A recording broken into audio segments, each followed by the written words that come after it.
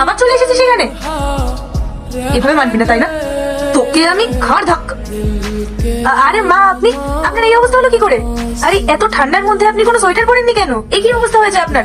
রাহুল, তুমি মাকে বোঝাও না। তুমি আমার মাকে খুব ভালোবাসো তাই না?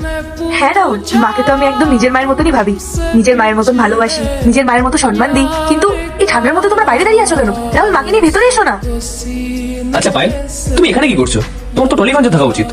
এত ভালো অ্যাক্টিং করতে পারো তুমি, কয়েক সেকেন্ডের মধ্যে নিজের রূপ বদলে ফেলতে পারো। আচ্ছা, তোমার মনে আছে একটু আগে তুমি মাকে কি কি বলছিলে? কই রাহুল, আমি তো মাকে কিছু বলিনি। মা আসলেন, আমি মাকে বললাম আপনি বসুন ভেতরে এসে, আমি আপনার জন্য চা করে নিয়ে আসছি। কিন্তু আমি যখন চা করে নিয়ে এলাম তখন মাকে খুঁজেই পেলাম না, কোথায় যে চলে গেলেন। তোমার লজ্জা করছে না পাইলে এসব বলতে? এই মিথ্যে নাটকগুলো করো না, বন্ধ করো। আমি সব দেখেছি যে তুমি আমার মায়ের সঙ্গে কি করেছো। সকালে তুমি আমার মায়ের সঙ্গে যে অন্যায়টা করেছিলে না, সেটা সবকিছু জানি আমি।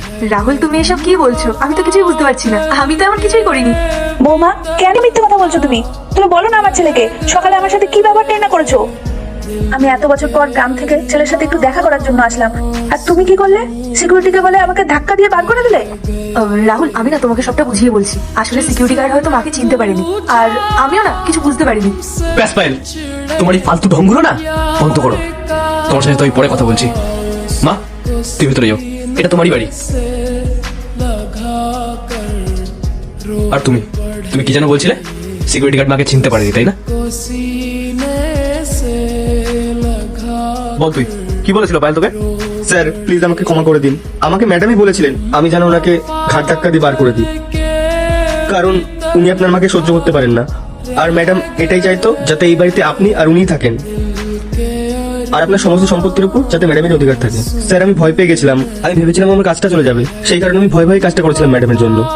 তুই যা যা করেছিস না, তার জন্য শুধু তোর চাকরিটা না, যে তোর সাথে আরো কি কি হতে পারে তো সেই বিষয়ে কোনো ধারণা নেই। তোর সঙ্গে তো পরে কথা বলছি।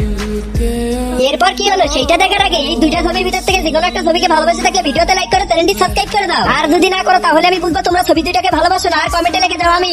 বলো পায়েল, আর কি বলার আছে তোমার? হ্যাঁ রাহুল, এগুলো আমি করেছি। আমি কখনোই চাইতাম না যে তোমার আর আমার মাঝে তোমার মা আসুক। আমি সবসময় চাইতাম যে এই বাড়িতে শুধু তুমি আর আমি থাকবো। কেন আমার মা এখানে থাকলে তোমার কি সমস্যা? তোমার বাবা মা যখন আমাদের বাড়িতে আসে তখন তাদের সঙ্গে আমি এরকম কথাবার্তা এরকম ব্যবহার করেছি? আসলে ভুলটা আমারই। যদি আমি তোমাকে এরকম মাথায় না তুলতাম না, তখন তুমি এই কাজটা করার সাহসও পেতে না। আর তুই তুই জানিস না উনি আমার মা? স্যার আমাকে ক্ষমা করে দিন স্যার। আচ্ছা, এই কাজটা করার জন্য তোকে কত টাকা দিয়েছে? স্যার ওই 2000 টাকা মতো দিয়েছিল। আচ্ছা, আমি তোকে 15,000 টাকা দিচ্ছি। তোর ব্যবসাকে এখনই ঘাট ধাক্কা দিয়ে এখান থেকে বার কর।